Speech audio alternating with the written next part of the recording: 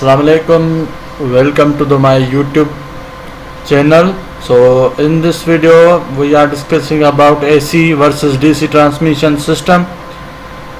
So बने रहिएगा इस वीडियो में।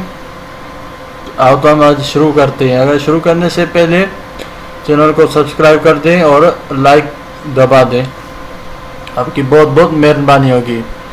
तो इस लेक्चर में हम आज डिस्कस करेंगे AC versus DC transmission system, इसके एडवांटेजेस एंड डिसएडवांटेजेस वो भी हम इस लेक्चर में कवर करेंगे। सो पहली पॉइंट क्या कहती है कि जो इलेक्ट्रिक पावर है वो ट्रांसमिट किया जाता है आइदर डीसी और एसी सिस्टम्स में। Each system has its own merits and demerits, यानी हर दो सिस्टम है डीसी या एसी, उनके पास अपनी मेरिट्स भी हैं और डीमेरिट्स भी है। आप देख सकते हैं कि ये 800 केवी एसी ट्रांसमिशन है और ये ±8 केवी डीसी ट्रांसमिशन है, और ये जो लेती है 320 फुट और ये 130 foot. Therefore it is desirable to discuss the technical advantages and disadvantages of two systems for transmission of electric power. अब हम इसके एडवांटेजेस देखेंगे और डिसएडवांटेजेस देखेंगे ट्रांसमिशन का इलेक्ट्रिक पावर में दोनों सिस्टम्स में। तो direct current DC transmission system, यानी डीसी जो ट्रांसमिशन सिस्टम है वो यहाँ पर हम बताएंगे है क्या। इन दिस सिस्टम, अब पहली पॉइंट में कहता है कि ये जो सिस्टम है इलेक्ट्रिक पावर को जनरेट करने का और ट्रांसमिटेड करने का और डिस्ट्रीब्यूट करेगा in the form of DC current. DC voltage, DC current में जो भी हम पावर डिस्ट्रीब्यूट करेंगे, ट्रांसमिटेड करेंगे या जनरेट करेंगे तो उस सिस्टम को हम डायरेक्ट करंट ट्रांसमिशन सिस्टम बोलेंगे। आप देख सकते हैं ये लोड है और ये डीसी मोटर लोड 2। अब ये डीसी सप्लाई के पैरेलल में लगे हुए हैं। अब जब डीसी ट्रांसमिशन सिस्टम आएगा तो जो लोड होंगे वो किस में पैरेलल में लगे होंगे, और ये दूसरी है बस बार, ये भी लोड लगा हुआ है, ये लोड 1 लोड 2 है, सबस्टेशन है, डिस्ट्रीब्यूशन है, और ये आप देख सकते हैं फीडर ये भी है, आप देख सकते हैं डायग्राम्स में। अब advantage of DC transmission system. Number 1 के DC transmission requires only 2 conductors, यानी जो डीसी ट्रांसमिशन होती है वो उसमें दो कंडक्टर्स की रिक्वायरमेंट होती है। इन द अदर हैंड जो एसी ट्रांसमिशन में 3 कंडक्टर्स की हमें ज़रूरत होती है, तो एक 2 फेज होते हैं, एक न्यूट्रल, और इसमें जो डीसी सर्किट में एक प्लस एक माइनस हमें चाहिए होती है। Advantages of DC transmission system. Number 1 DC, ये तो आपने पढ़ लिया।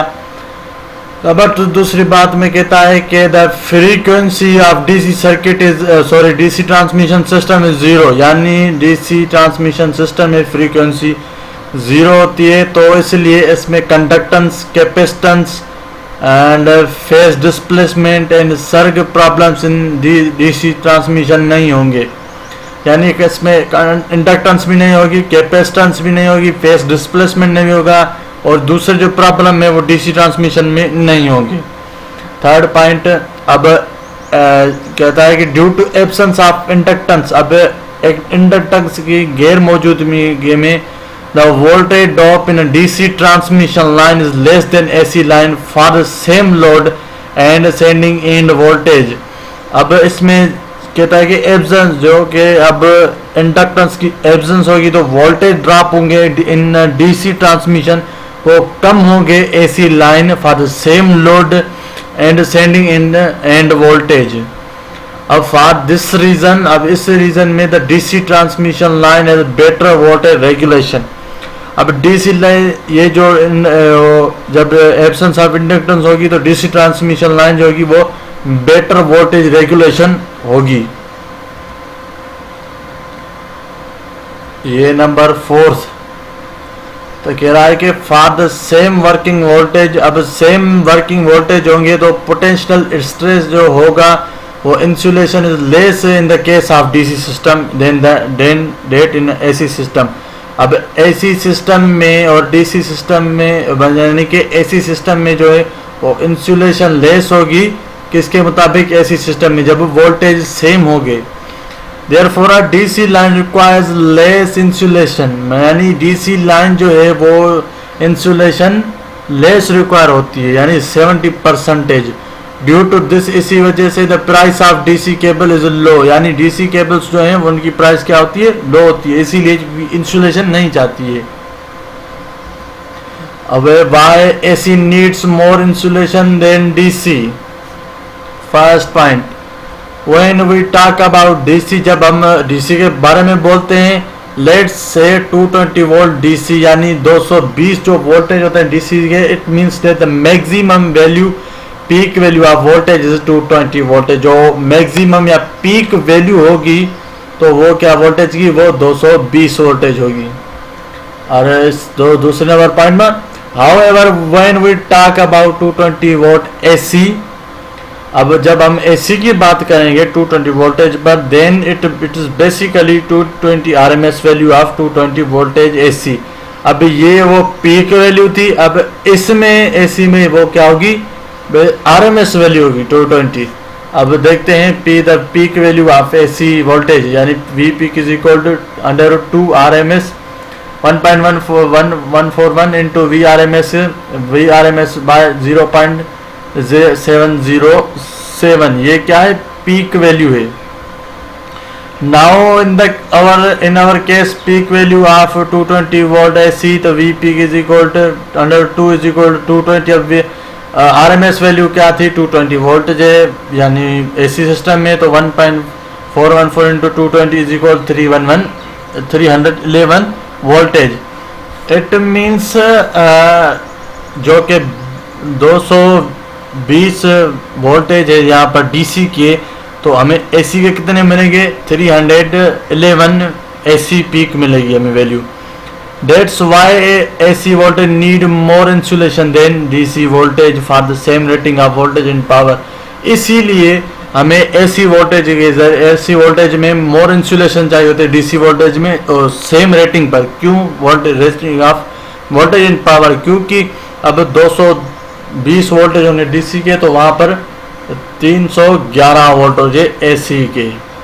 ठीक हो गया। अब बात चलते हैं आगे, advantages of DC transmission system. ये तो आप पढ़ा है नंबर 4, ये भी सेम है, बस यहाँ पर DC line requires less insulation, ये बात नोट की गई है।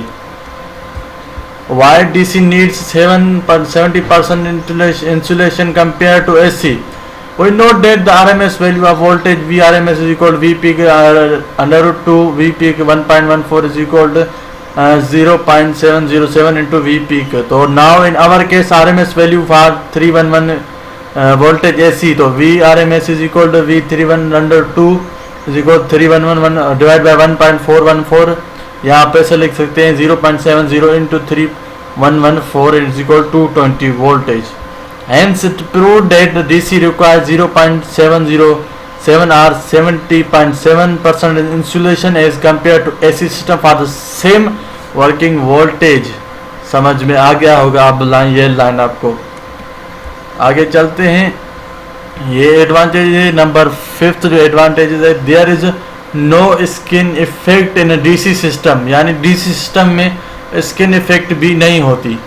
Therefore entire cross sectional of the line conductor is utilized, thus conductor offer less resistance, यानी जो क्रॉस सेक्शन एरिया होगी कंडक्टर की वो यूटिलाइज होगी, और कंडक्टर ऑफर जो होगा वो लेस रेजिस्टेंस ऑफर करेगा।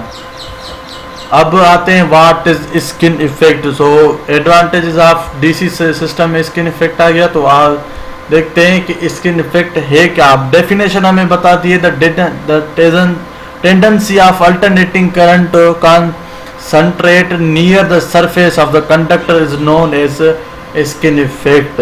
यानी जो टेंडेंसी है एसी यानी एसी सर्किट की, वो किसके करीब होनी चाहिए, सरफेस ऑफ कंडक्टर के, तो वो हम कहेंगे स्किन इफेक्ट, यानी ये conductor flows over the surface. अब ये जो है चार्जेस क्या है, ये आप सरफेस के नियर है तो ये स्किन इफेक्ट होगी, जो बीच में no current flow.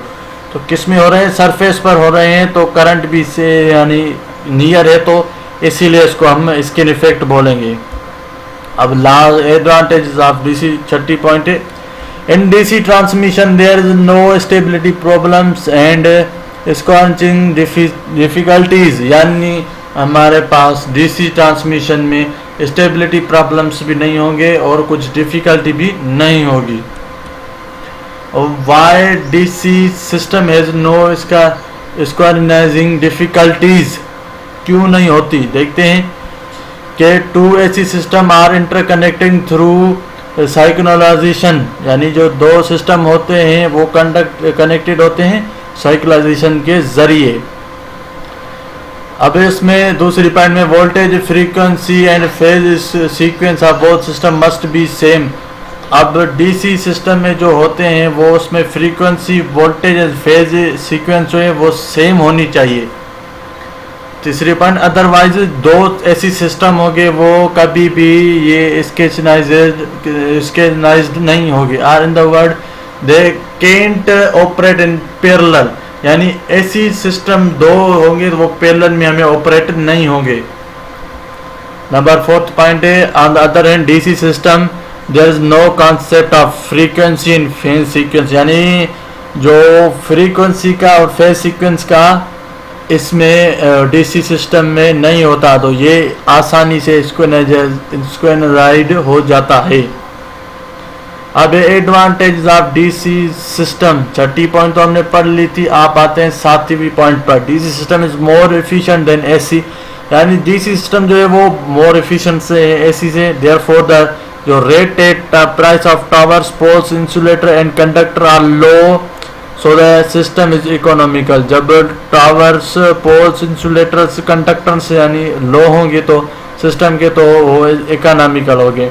More efficient mean that is the it is less losses due to absence of inductance and capacitance, यानी जो एफिशिएंट की यहाँ पर माना क्या बोलता है कि वो जो लॉसेस हो रहे हैं वो किसकी एब्सेंस के जरिए होते हैं, इंडक्टर्स एंड कैपेसिटर के एब्सेंस के जरिए। 8वीं point, A DC line has less corona loss and reduce interference with communication circuits, यानी ऐसी लाइन जो होते हैं वो लेस कोरोना लॉस होती है और रिड्यूस इंटरफेरेंस होती है कम्युनिकेशन सर्किट के साथ। Disadvantage of DC transmission system, पहली point, electrical power can't be generated high DC voltage due to communication problems. अब इलेक्ट्रिक पावर जो है वो हम हाई डीसी वोल्टेज पर जनरेट नहीं कर सकते क्योंकि कम्यूटेशन प्रॉब्लम्स की वजह से। नंबर दूसरी पॉइंट ले, the DC voltage cantt B stepped up for transmission of power at high voltage, यानी डीसी वोल्टेज जो है उसको हम स्टेप अप नहीं कर सकते हैं बड़े वोल्टेज की ट्रांसमिशन के लिए। Number 3 point, the DC switches होती हैं जो सर्किट ब्रेकर्स होते हैं उनकी कोई भी उनकी ऑन लिमिटेशंस होती हैं, यानी ऐसी ट्रांसमिशन में नहीं होती और डीसी स्विचेज या सर्किट ब्रेकर्स में ऑन उसकी लिमिटेशंस होती हैं। Why breaking DC contact is harder than AC contact. अब डीसी स्पार्क जो है वो more aggressively than AC system होता है। द रीजन इज डेट, जो रीजन है with AC the voltage dips down to 0 every 50 और 6 टाइम इन सेकंड, यानी जो वोल्टेज डिप्स हो रहे हैं 0 हर एवरी 5 या 6 टाइम इन सेकंड में, giving the spark across the opening contact chance to separate. और ये जो स्पार्क हो रहा है वो ओपन हो रहा है कि किस लिए, कोई चांस हो सेपरेशन के लिए। नंबर दूसरी पॉइंट, विथ डीसी, अब डीसी में there is no such helpful time, अब डीसी में ये हेल्पफुल टाइम नहीं होगा। Then the sparks can continue jump across much longer distance than AC spark, यानी जो स्पार्क है वो कंटिन्यूसली जंप करता रहेगा मच लॉन्गर डिस्टेंस यानी कि जो लॉन्गर डिस्टेंस के लिए देन एसी स्पार्क। अब है why breakers DC contact is harder than AC contact. पहली पॉइंट, जब वो है ना switch carrying DC in open, जब डीसी स्विच कैरिंग ओपन होगा द करंट बीन इंटरप्ट, और जो करंट होगा वो इंटरप्ट होगा is always equal to the current flowing the circuit, यानी वो बराबर किसके होगा, जो सर्किट में करंट फ्लो होगा उसके बराबर होगा। नंबर दूसरी है due to this breaker DC contact is considerably harder than AC. इसी वजह से जो डीसी कॉन्टेक्ट है वो हार्डर है एसी की एसी कॉन्टेक्ट से। इट मींस दैट जो डीसी ब्रेकर्स है वो satisfactory operate at low voltage. अब DC breakers operate at low voltage पे ऑपरेट होती हैं, तो इसीलिए ये हार्डर होते हैं एसी कॉन्टेक्ट से।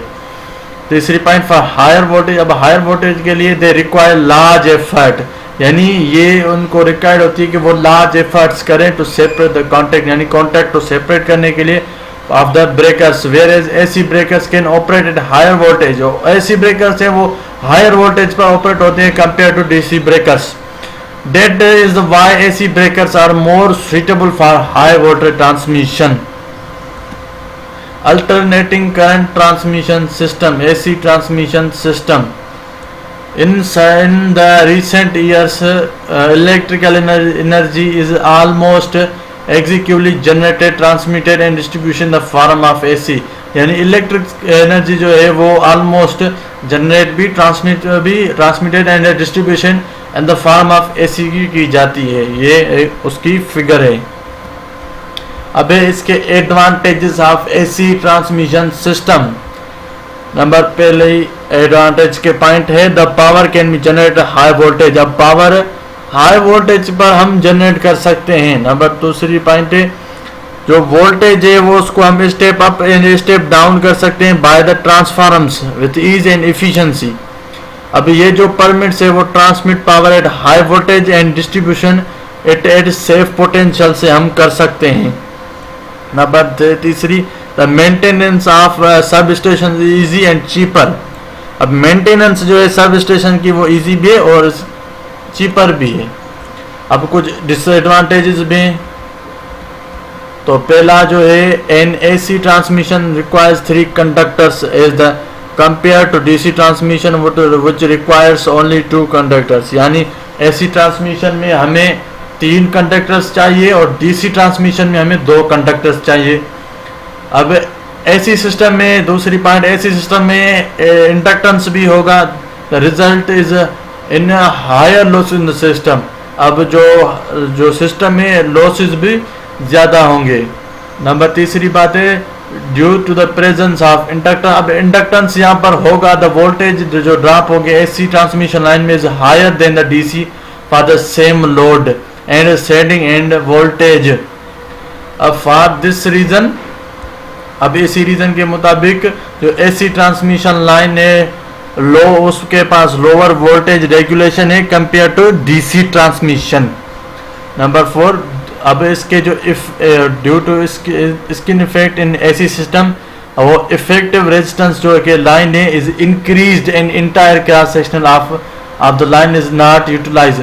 अब जो लाइन जो है वो इंक्रीज होगी, उसका रेजिस्टेंस इंक्रीज होगा। अब क्रॉस सेक्शनल एरिया जो है उसका यूज नहीं होगा। पांचवी बात है जो कि AC transmission system suffers from stability problems and ये जो है एसी सिस्टम में ये होंगे प्रॉब्लम्स भी होंगी और कुछ डिफिकल्टीज भी होंगी। नंबर 6 बात है जो कि एसी लाइन हैज कैपेसिटेंस भी है, तो इसके बाद there is a continuous loss of power, यानी पावर के लॉस होंगे, कंटिन्यूस होंगे ड्यू टू चार्जिंग करंट, यानी करंट चार्ज होगा even when the line is open circuited, जब लाइन भी ओपन सर्किटेड होगी। तो नंबर 7 पॉइंट है AC line requires more conductors. AC line के कंडक्टर्स ज़्यादा चाहिए डीसी लाइन के मुताबिक। It is because in AC power factor is always 0.8 और 0.9। अब एसी में पावर फैक्टर क्या है 0.8 to 0.9 होगा, तो which requires more conductor compare to DC where is no factor is involve power factor. अब कंडक्टर ज़्यादा चाहिए डीसी में के मुताबिक, और डीसी में उसमें पावर फैक्टर की कोई इन्वॉल्वमेंट नहीं होती। Why AC line requires more conductors than DC line? It may be noted, अब ये बात नोट करने वाली है कि करंट जब करंट इंक्रीज होगा then size of the conductor will also increase to carry the added amount of current. यानी जब करंट इंक्रीज होगा तो कंडक्टर की साइज भी इंक्रीज होगी, क्योंकि उनको भी करंट का अमाउंट कैरी करना है आगे। Moreover in AC system, अब AC सिस्टम में current is inversely proportional to power factor of the system. अब करंट जो है वो इनवर्सली प्रोपोर्शनल है पावर फैक्टर के जो इन सिस्टम में। However DC there is no concept of power factor, यानी DC में कोई भी पावर फैक्टर की जरूरत नहीं है। We know that in DC P is equal to V into I is equal to P over Y, whereas AC P is equal to under में 3 into V I cos theta I is equal to P over and में V 3V cos phi। अब it can भी, अब ये नोटिट करने वाली बात है कि फार्मूला ऑफ AC सर्किट जो है that is if power factor is decrease such as 0.9 और 0.9, जब पावर फैक्टर को डिक्रीज करेंगे जैसे ये है then amount of current required will be increased. अब जो कि अमाउंट ऑफ करंट क्या होगी, इंक्रीज होगी। therefore to carry this high amount of current, अब हाई अमाउंट ऑफ करंट हम जब कैरी करेंगे size of the conductor will also भी इंक्रीज। अब कंडक्टर की साइज होगी वो भी इंक्रीज होगी। अब कैलकुलन ये लास्ट टॉपिक है बात है, तो हम इसके बाद हम इसको स्टार्ट करेंगे। अब पहले पॉइंट है ये, इसमें क्लियरली है कि अबो कंपेयरिंग जो हम करके आए हैं DC transmission system has many advantages over AC transmission system. यानी डीसी ट्रांसमिशन सिस्टम में उसके ज़्यादा एडवांटेजेस है AC सिस्टम के मुताबिक। दूसरी पॉइंट जो डीसी ट्रांसमिशन सिस्टम है उनकी अपनी लिमिटेशन है। इन the system voltage cantt be generated at high voltage, यानी वोल्टेज हम हाई वोल्टेज पर जनरेट नहीं कर सकते हैं ड्यू टू कम्यूटेशन प्रॉब्लम्स की वजह से। एंड वोल्टेज को हम ना स्टेप अप कर सकते हैं ना स्टेप डाउन कर सकते हैं, तो which is necessary in transmission to reduce losses, यानी उसमें हम लॉसेस नहीं कर सकते। तीसरी पॉइंट बोथ दीज लिमिटेशंस जो हैं आर एक्सट्रीमली सर्व एंड वो जो make difficult to adopt DC system for transmission, इसीलिए ये डिफ़िकल्ट लग रहा है हमें डीसी सिस्टम फॉर ट्रांसमिशन को अडॉप्ट करने के लिए। नंबर 4th पॉइंट है AC सिस्टम जो है वो उसके मेनी डिसएडवांटेजेस हैं, बट बोथ दीज लिमिटेशंस जो है डीसी सिस्टम की are efficiently solved by AC system in which voltage can be generated high voltage and can be stepped up or stepped down in any desirable value। यानी इसके जो limitations है AC system की वो उनमें हम voltage को जनरेट कर सकते हैं हाई वोल्टेज लेवल पर, उसको स्टेप अप स्टेप डाउन कर सकते हैं किसी भी वैल्यू पर। लास्ट पॉइंट AC सिस्टम जो है वो universally adopt for transmission all around the world including Pakistan. Dissipate of all this disadvantages के मुताबिक भी ये जो AC ट्रांसमिशन सिस्टम है वो यूनिवर्सल में अडॉप्ट होता है इंक्लूडिंग पाकिस्तान भी। तो आज का लेक्चर हमारा इतना ही था। अगर आपको लेक्चर पसंद आया तो हमारे चैनल को सब्सक्राइब कर दें और लाइक भी कर दें। Thank you very much.